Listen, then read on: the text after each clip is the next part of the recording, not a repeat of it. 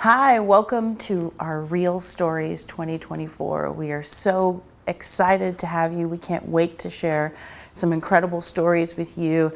And I can't wait for you to hear from our students, because I know that there is nothing more powerful than hearing directly from these young men and women.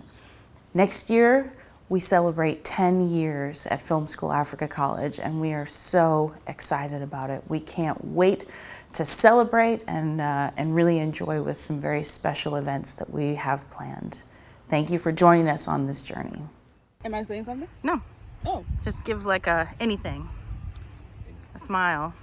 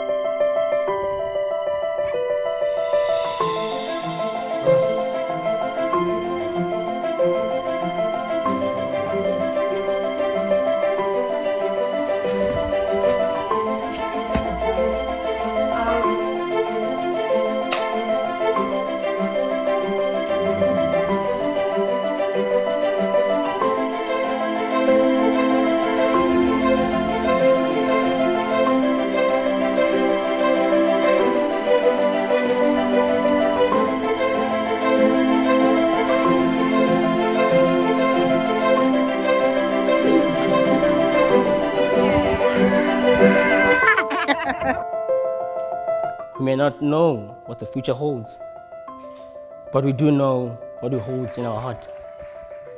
We believe, we trust, we hope that all will come to pass. As we make our way in the world, we must always remember this. Never lose sight of the things that matters most: praying, family, and friendship. Ladies and gentlemen, the class of 2023.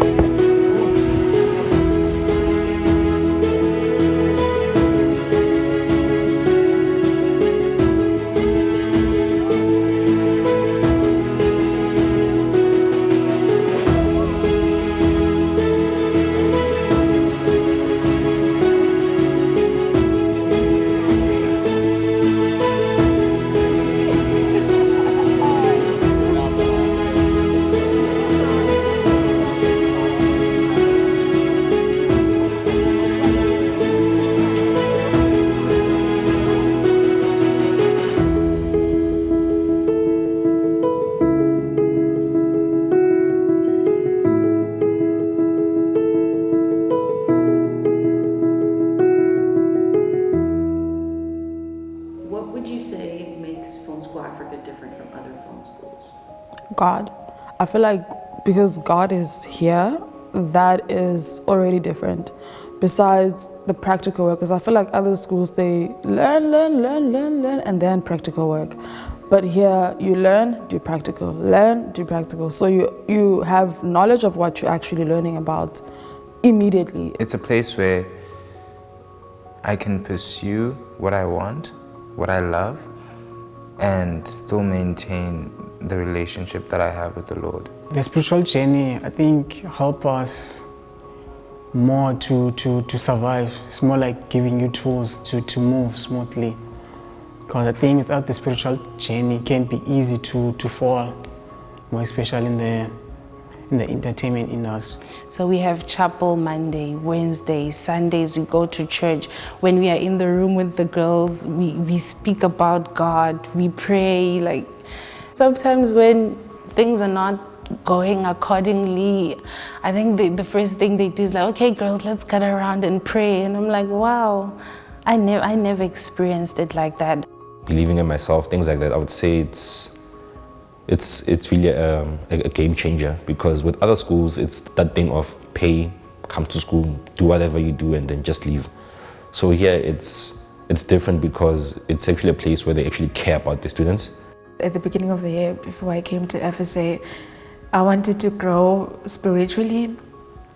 But really and truly, when I came here, it was just about filmmaking and making sure that I have a career when I walk out. Little did I know that I would grow so much as a person.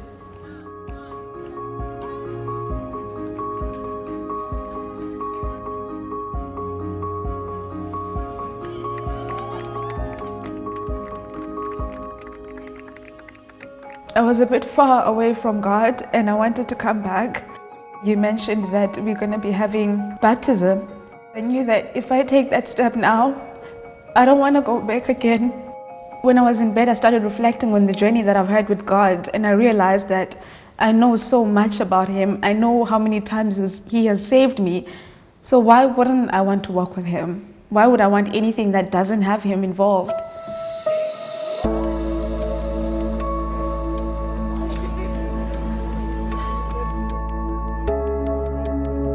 During the beginning of the year, I was more overprotective for myself because of the environment I'm coming from, which is Lower Crossroads Township. So you have to protect yourself by any means necessary. You become a different person when you're in a township. With me personally, I feel like a different person when I'm in the township and when I am here. For example, when I am here, I'm able to be soft and gentle and just be myself I just allow myself to feel and to connect. In the hood, I feel like I have this shield that I have to put on, like I have to act tough, like it's a defense mechanism. When you're in the hood, it's more like you're in a dark room with the window on top. You can just see a little light, but you can't even get out of that window. But when you're here, it's more like you're out of that dark space.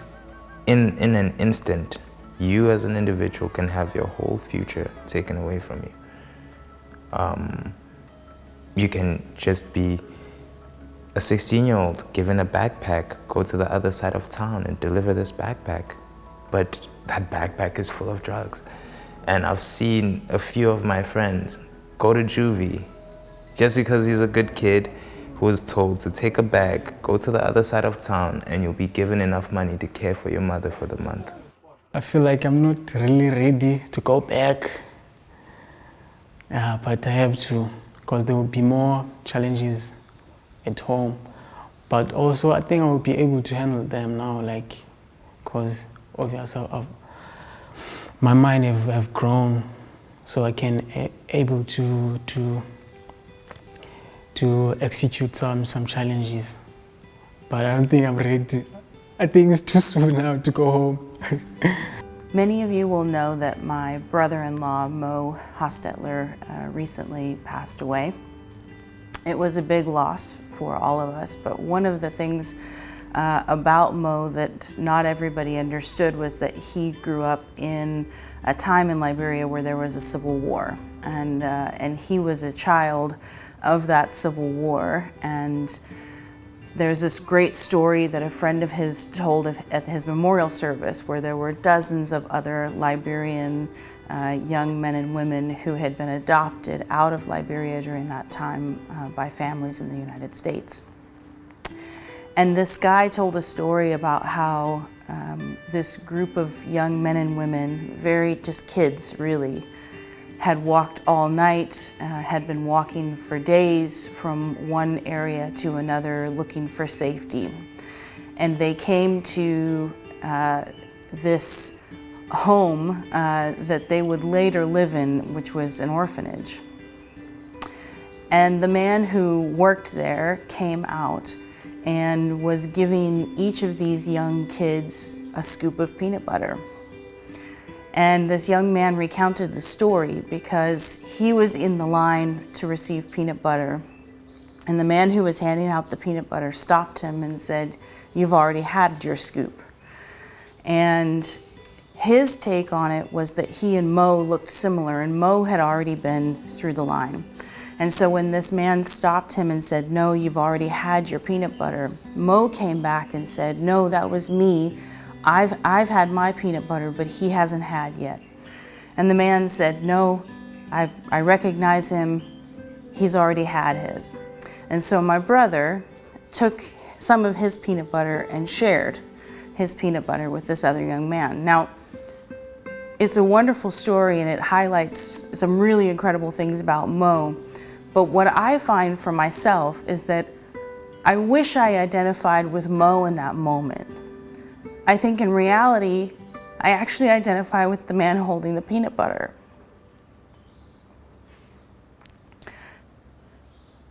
It's so easy to get caught up with the bottom line. It's so easy to be concerned about if you're being a good steward with what God has given. And sometimes we forget that there's just a hungry kid looking for some food. And I think part of the reminder of that story for me was, man, I want to be generous. I want to live generously. I want to be free. I want to feel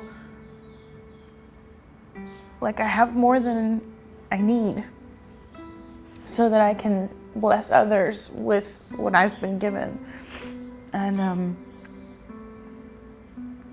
I watch our students and they can literally go through 12 kgs of bananas in a week. And there are times when I laugh about that, and yet at the same time I know that many of our students have been hungry. They've had seasons in their life where they've gone to bed hungry. And I don't want them to have to worry about where their next meal is coming from, or even be concerned about the amount of food consumed. I want them to feel free. I want them to feel taken care of in this place and in this space. And I think that that's part of, when you provide for Film School Africa, that's a really powerful thing that you provide. You provide safety. You provide a safe space for students, for young men and women who are training in this art, who are going on to become employed, successful individuals. It's really, really powerful what you do. So I want to say thank you. I want to say thank you from the bottom of my heart. You make Film School Africa happen. You make this possible. You make the stories that you hear possible. And we're just blessed. We're so blessed. We're overwhelmed with what you do. And we need you to continue giving so that this ministry can thrive, so that this organization can continue to pour into these young men and women generously. We thank you for that, and we're incredibly grateful for all that you do. When you reached out to me, I was at a point in life where I just thought like, okay, I'm a failure. I was like, okay, you dropped out of varsity, you're in the hood, you're back in the hood, and you're being judged, and like, what's life for you? What's happening? Like, you don't have a job, you don't have any source of income. So when you reached out for me, I was at a lowest point in my life, but there was something within me that always knew that, Mpho, you are meant for better. The people who are contributing to the school, they are, I would say they are like our angels in some kind of degree, because they are really kind of saving us. So I would say what they're doing is it's really big. It's really big for the lives that they're changing. I thank them for listening to God and allowing themselves to be used by God to bring people here and to actually sponsor the next child's future. I'm grateful. This is a dream come true. I'm living an answered prayer, and I will eternally be grateful for that. A lot of us here are just young people with a dream, and that's all we have, nothing more. No financial backup, no supportive parents back at home. We're just young people with a dream, and then they come in and they help it, and they make everything possible.